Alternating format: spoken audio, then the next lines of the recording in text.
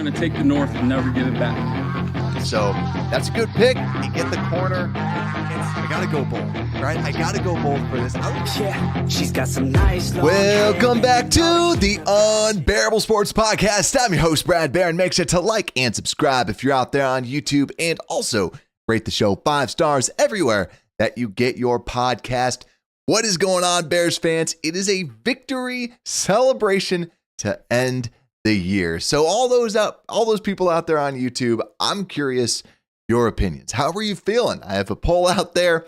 Do we feel great? FGB, do we feel good about that? Do we feel in the middle that, hey, we won, but I wish that we had a better pick? Or are we mad about it? Let me know what you think, because I feel like I've gotten different ranges of Bears fans that I've talked to already about how they feel about this win over the Green Bay Packers. We finally pulled it off. Bears finally win. And I was texting some friends. I'm like, it's the most Bears thing for us to, like, we've always wanted to win at Lambeau. And a game that doesn't necessarily matter as much, for us to then get it now, right? And I think for me, I'm kind of right in that little middle area, but like kind of teetering on, it feels good because I love the draft, right? You all know that I love the draft, and that's why we have the draft guides coming out eventually in like a month or so while I get it all set up. But man, yeah, just see Taco Man, what he said. It was a roller coaster of emotions indeed. Drax, what's good, my friend? Saying Happy New Year's to all. Yeah, melted cheese out there. That definitely. Actually, I had quesadillas, so definitely had some melted cheese today too. So it was good. Skokes, what's good? Happy 2025. Yeah, and so right now, so far, a lot of people saying it feels great that we ended up winning 24-22 over the Green Bay Packers. And also stay tuned. We have some awesome news and little pieces that I'll be pushing out soon, because tomorrow is a big day for the Chicago Bears. And I'm hoping to get the other episode out maybe today, maybe tomorrow morning, just so that we can kind of learn a little bit more about Ryan Poles. So I'm not going to talk too much about that on this show today, but talking more about it tomorrow. Also, no film review tomorrow, also just because we have a lot to talk about with the off season officially starting. So let's just kind of talk a little bit about this game and what we felt about how it just overall, the vibe. And I want to say that it did feel kind of fun, right? They were trying different things. They were trying the whole end arounds with the special teams plays, and like the hidden player where, I always think about like Johnny Knox. I think it was Johnny Knox and Devin Hester where they did it, where Hester was on one side, Knox was on the other. They punted away, and then they were able to return it for a touchdown. It just seemed like they were trying to have fun. They had the Keenan Allen pass where, it didn't work out properly, but it just felt like they didn't care in a good way rather than them not caring in a bad way. So yeah, it feels good that we kind of went out on this note overall, right? Now, also, Thomas Brown is said to actually be interviewing for the head coaching job. I think it's just more of a formality. I don't think that the Bears could seriously consider him, even though that he beat the Packers. You can't honestly consider him at all, but I just wanted to throw that out there as well. But also too, another piece as well that I just want to break down is that it just felt like the Packers were actively trying to lose this game with the sack fumble, and then also just like going for it on fourth, and it just didn't seem like a smart play call. A lot of things went the Bears' way, and then also the benching of Josh Jacobs too. They were really just trying to like kind of preserve some of their starters. Love goes down, and that's why we go in and we end up winning. But also too, another thing that I just noticed when I was watching the game, because my kids were taking a nap, they woke up and I'm like, you have to watch the Bears beat the Packers. And when I was watching it again, I realized that at the very end, the Packers definitely gave the game to the Chicago Bears. And the way they did that was they called the timeout. And I don't know how many shows out there have actually called this out or on Twitter, but that was something that I noticed a lot. At that very the second time that I watched it, I was like, wait a second, how don't they run the clock down? Do we call a timeout here? And it's like, no, the Packers had about a minute left. They ran the football, and then they called the timeout.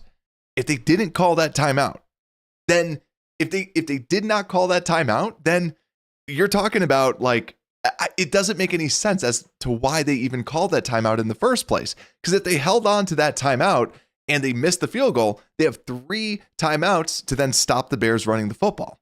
So it makes zero sense as to why they called that timeout. They could have wasted some clock down so that the Bears, like it just doesn't really make much sense that they did that. And because of it, Bears end up being able to drive down the field. We also hurried up to the line and were able to spike the ball and get it actually make the field goal. Because the other piece too is just the whole fumble. Like the Bears, we were trying to give it away with the holding penalty. Then right after that, DJ Moore fumbles the ball. Then after that, when we're trying to bring it down, Swift's not set. He's trying to, like no one's set.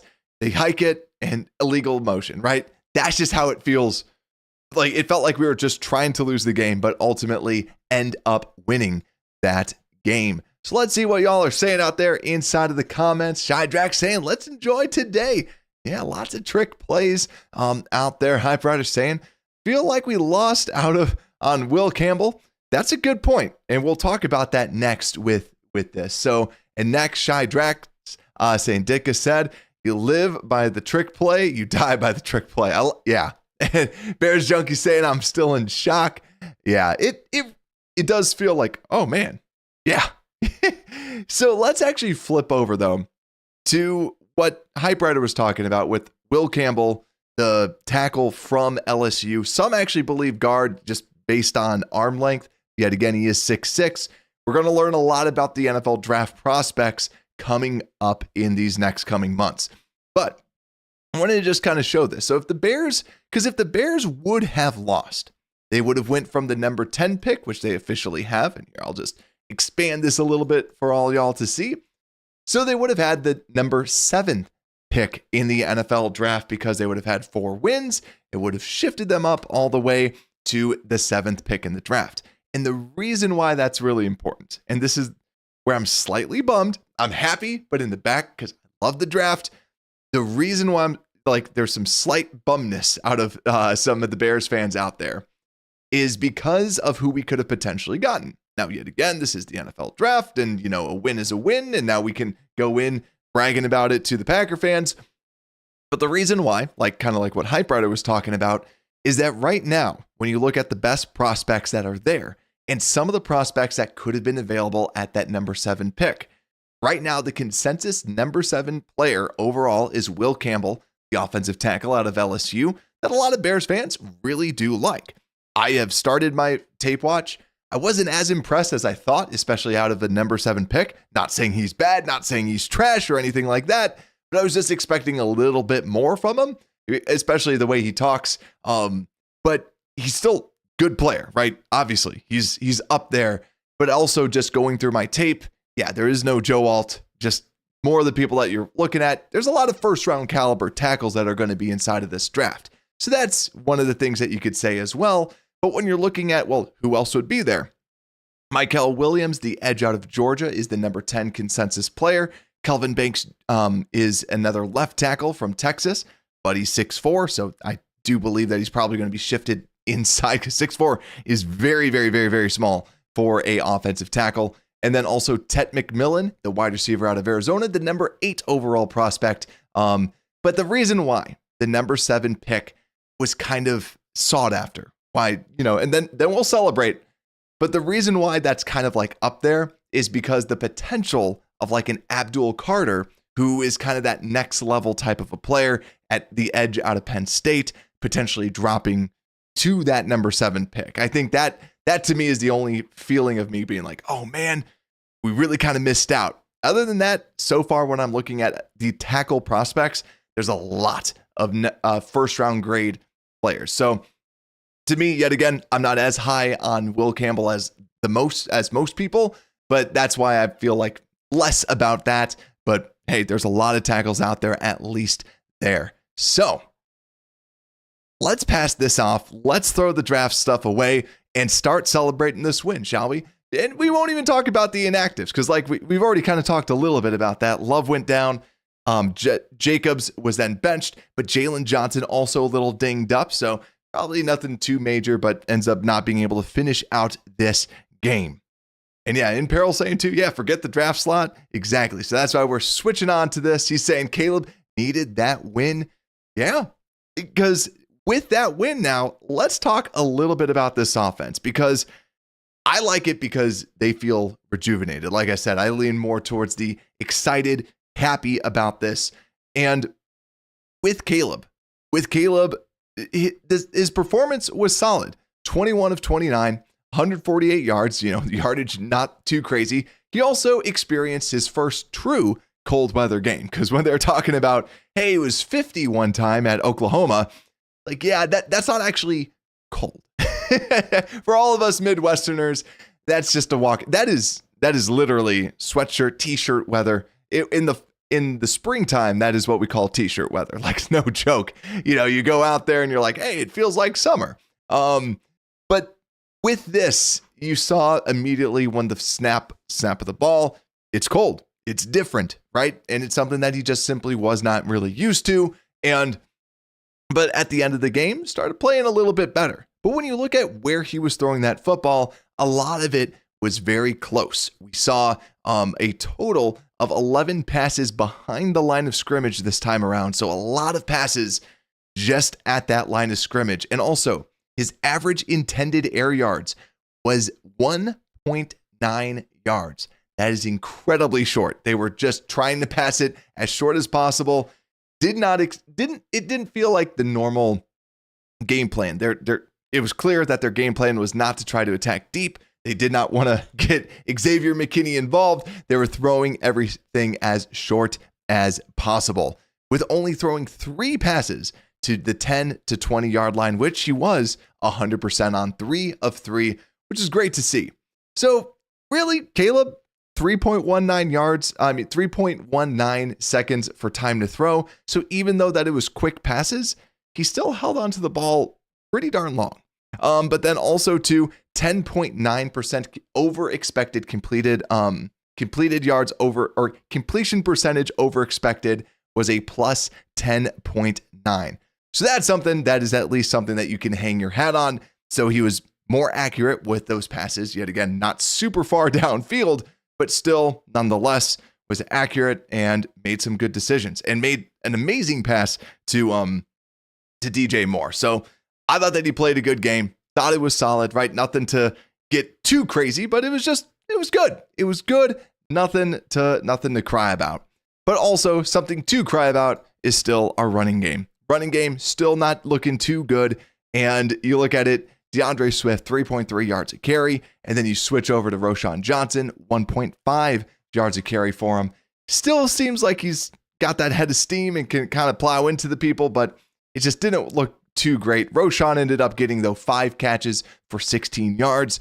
And DeAndre Swift targeted twice for no completions. And when you look at who got targets and incompletions, it's really interesting because he was perfect on all of his passes to his players except 0 of 2 for DeAndre Swift and 9 of 10 to DJ Moore. So you might be thinking, well, how did he have 8 incompletions?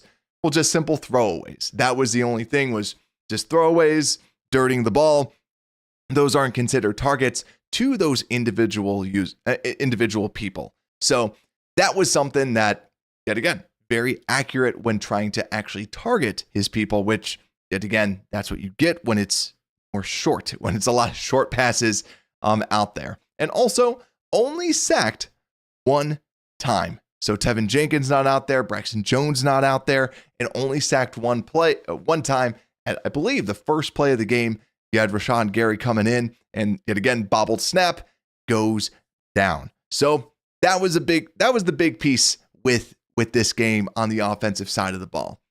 So I already see the chat having some fun with like, who's going to be gone now after this season? Because I see Tevin is gone, Mercedes is gone.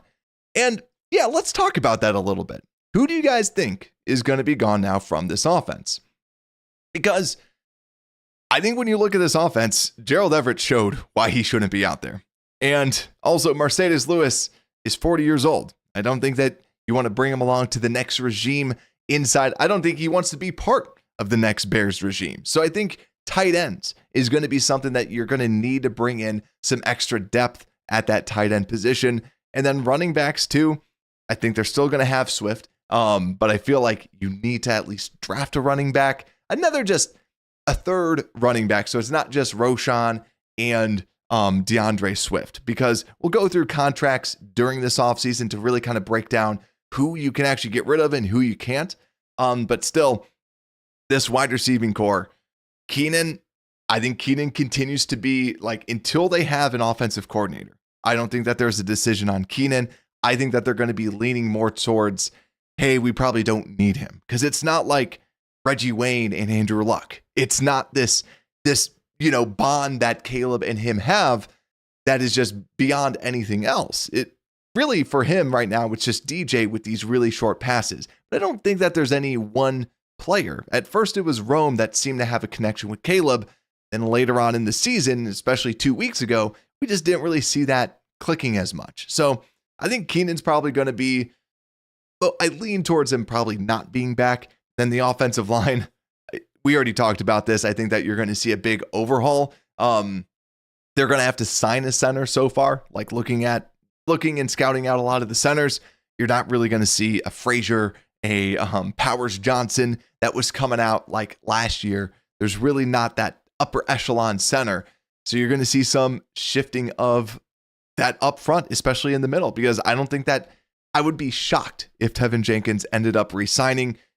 Unfortunately, I know that a lot of us really like Tevin. He was a good, solid player, but he never was able to complete a full season. So when you have someone like that, it's just difficult. And also, Ryan Bates, the great Ryan Bates. We'll see how much Ryan Poles loves him some Ryan Bates to see if he's back, because literally because he was traded, you can cut him and just instantly save $4 million because all the guaranteed money is on the Bills. So let's flip over to this defense, shall we? Let's talk a little bit about it, because this defense, we still can't stop the run. Josh Jacobs was out there averaging 7.3 yards a carry, 7.4 yards a carry for Chris Brooks, and then 5.2 yards a carry for Emmanuel Wilson. These guys were able to gash it on us. These guys were able to run on us. We at least stopped Malik Willis to just 1 carry for 3 yards. But in Malik Willis's defense, he needs an entire offense and game plan around him, because he's a mobile quarterback, not necessarily like the true passing quarterback. So him and Jordan Love need 2 different types of game plans. That's where, like what we've talked about with backup quarterbacks, a lot of the times you want someone that is very similar to your starter, because then if one goes down, you're not changing up the game plan that much. So Malik Willis goes out there, 10 of 13, 136 yards. Jordan Love was 7 of 12 for 69 yards. No touchdowns, no interceptions for any of them. Malik Willis, 3 sacks. So that's at least a good number, but still seemed like he was holding on to the football a little bit too long. But at least the Bears were able to get up into his face and at least do something, and to at least knock him off of what he was trying to get done. Malik Heath was their number 1 wide receiver, 3 catches, 53 yards, and Dontavion Wicks, 5 catches, 49 yards when they saw Christian Watson go down. Now with this defense, yeah. And Jack says, good way to describe them, because that's how it feels, kind of. It's just like, you just don't feel too great about this. And yeah, we at least got 3 sacks, which is good, because when you flip over to the defensive stats, you had Kevin Byard coming off the edge, unblocked, just kind of shoved by one of the tight ends, comes in, gets the strip sack. And then the other sacks, TJ Edwards and Byron Cowart. So you're really talking about 2 blitzes and then a defensive lineman, which is more so on the standpoint of he was trying to escape. Cowart was able to get off his guy and then make that sack. So you can credit some of the coverage for that too. But the big thing that I want to bring up, because this was one of the players that I wanted to see more of, Terrell Smith. And I think you saw a perfect play for Terrell Smith, our corner, versus Tyreek Stevenson. Deep ball pass to some guy named Heath, who I guarantee you, majority of Packer fans do not know who that guy is. He makes this great catch over Tyreek Stevenson. And then they had another pass to like the same sideline, I want to say. And then you had Terrell Smith swat it. That's the difference between Smith, Tyreek Stevenson. And I feel like, I would be shocked if they just flat out cut Tyreek Stevenson, unless the coach, whoever they bring in, feels like he's that bad in the locker room that they need to leave. But for all intents and purposes, it doesn't seem like he's hated. But it just seems like Terrell Smith, like we've said, he's not the sexy corner. He's just a good corner. You have Jalen Johnson. You have a Kyler Gordon. Just have someone that can not mess up super bad, like Terrell Smith. Just put him out there. That to me is how I felt. So, yeah, that's the whole piece that I just feel. And then in peril saying Tyreek had a good game outside the catch to Heath. Yeah, I kind of want to see the whole thing. It's always hard with like coverage, what exactly happened. But I still feel like Terrell Smith, good. And when we were talking about the draft, I don't think that this would ever happen. But the only corner I would actually consider getting at that number 10 pick is Will Johnson out of Michigan, because he's just that good, right? You just want to get incredibly good players, and that's Will Johnson. But yeah, he's probably not going to drop there. He's been regarded as like the best corner for a couple of years now. So that's the piece. And actually, A-Rod's saying too, maybe we trade him. Yeah, totally. Like that's another piece. But yeah, so defense, I think also last little piece I would just want to talk about the defense. Looking at that and then seeing this little graphic out here. So I'll enlarge it for y'all out in YouTube land. This is the average separation from the quarterback. And this is a stat that I always like to bring up just to say, hey, how close are they to the quarterback? And when you look at this, Javon Dexter, who's been banged up, 4.58 yards away from the quarterback, which is just about league average. Same thing with Sweat and Jacob Martin, 4.77 yards, so worse than average. DeMarcus Walker was the only person better than league average at 4 yards away from the quarterback. And the Packers don't have the greatest offensive line. It's not bad by any stretch of the imagination, but it just feels like we need defensive linemen because we have a good secondary. And you need these good defensive linemen that yes, we don't have Billings out there, but we need depth. We need players. That's the beauty of defensive line. You can just keep adding players. You can sign some players. And that's what I feel like we really, really need. And I think it really just stressed the lack of good players we have on the defensive line, the lack of people that can actually get after the quarterback.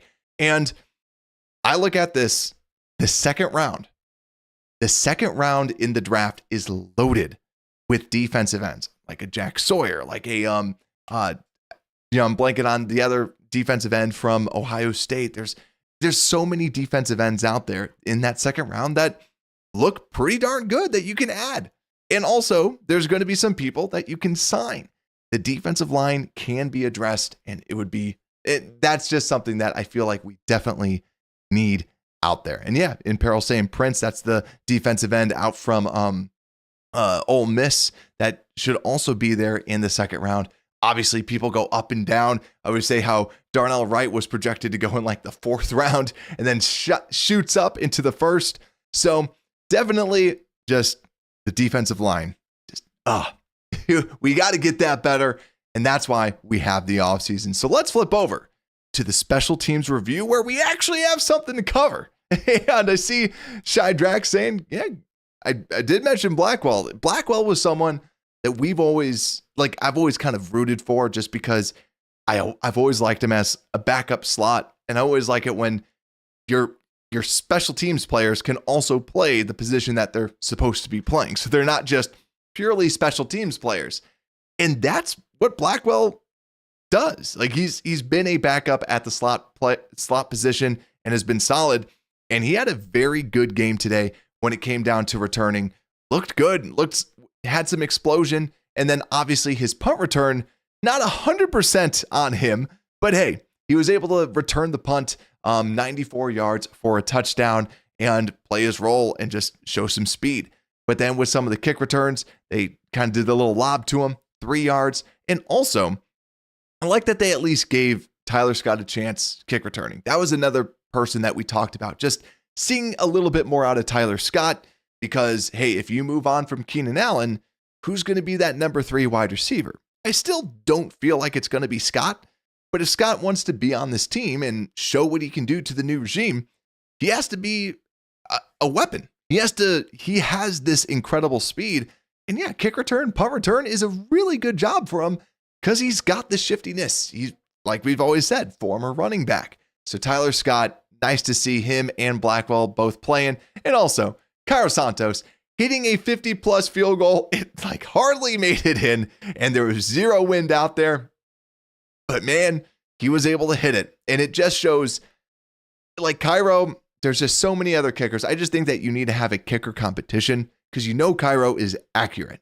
But in this game, there's so many just big legs that are out there that you can potentially bring in instead of Cairo Santos. So I think the Bears should do is just make a competition, bring some people in. You should always do that, especially with the new coach. You want to bring in some of these kickers. So if Santos goes down, you can put someone on the practice squad, call some people up so that you at least have kind of like a bag of kickers that if you need to bring one in, you always can. And Torrey Taylor I was talking to some people today and they're like, yep, Torrey just has not been great, but hey, 6 punts, 2 inside the 20, not terrible, but yeah, still just a little underwhelming for somebody that high up in the draft. So yeah, Shadrach saying, yeah, Scott with the dropsies.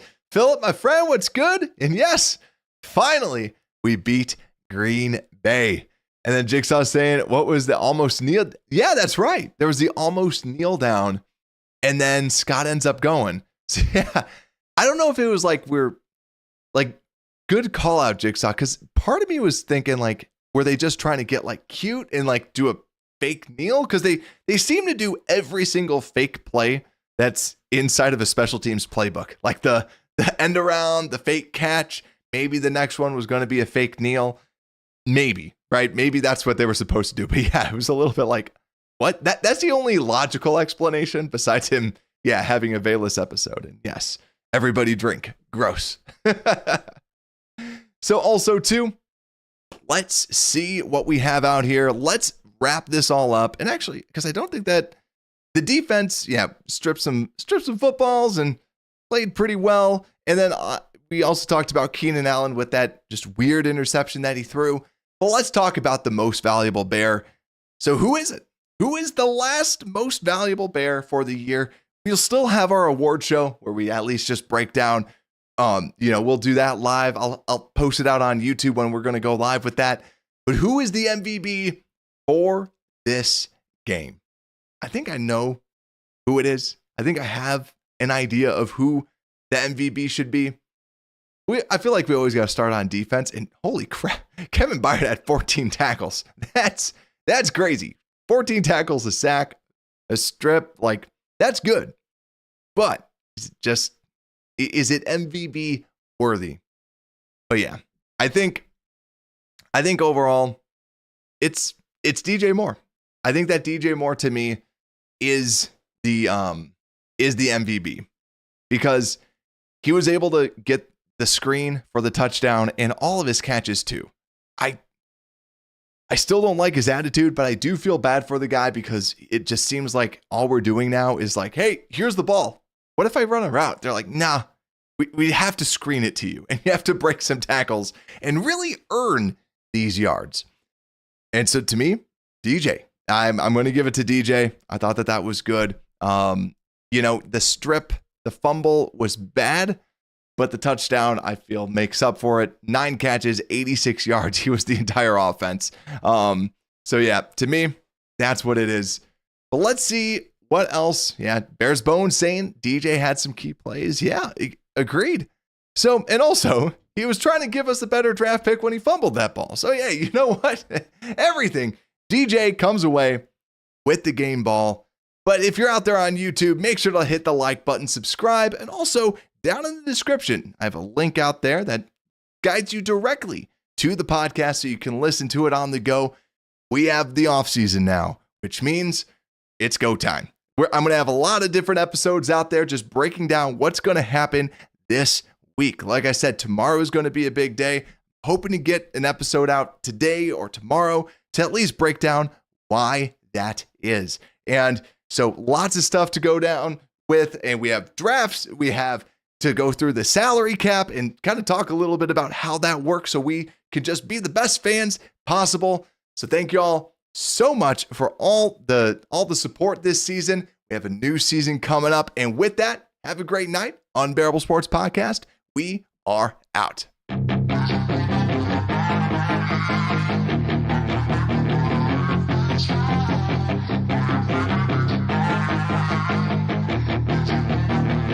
Yeah, she's got some nice long hair and you know